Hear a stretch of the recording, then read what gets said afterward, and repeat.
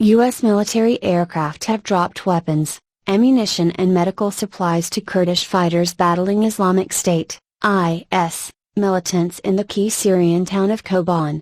U.S. Central Command said C-130 transport aircraft had made multiple drops of supplies provided by Kurdish authorities in Iraq. U.S. airstrikes have helped push back IS in the town near the Turkish border. Correspondents say the airdrops are likely to anger key U.S. ally Turkey. The drops of supplies provided by Kurdish authorities in Iraq were intended to enable continued resistance against ISIL's attempts to overtake Kobane, CENTCOM said in a statement. IS is also referred to as ISIL and ISIS. All the aircraft involved had returned safely, it added. CENTCOM says U.S. forces have conducted more than 135 airstrikes against IS in Kobane. The strikes began in early October.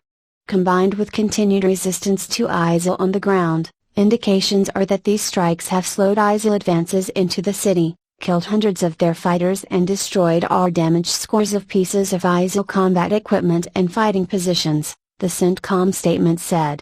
However, it added that IS fighters continued to threaten Kurdish forces' ability to resist and hold the city. Kobane could still fall, it said. Senior Washington officials said the airdrops had involved 3 planes and 27 bundles of supplies. On Sunday, Turkish President Recep Tayyip Erdogan said he would not allow Kurdish fighters to receive any transfers of American arms.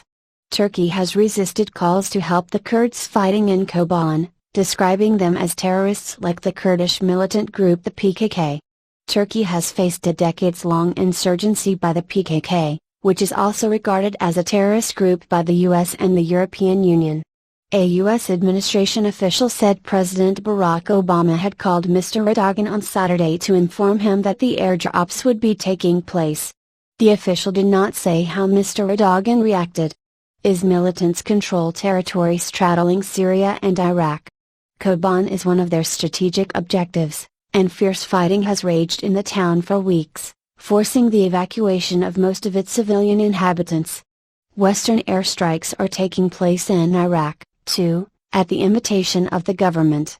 The advance of IS in Iraq earlier this year has taken it too close to the capital, Baghdad. The key northern Baiji oil refinery is under constant IS threat, and on Sunday the Iraqi military said it was carrying out an offensive to retake the nearby city of the same name.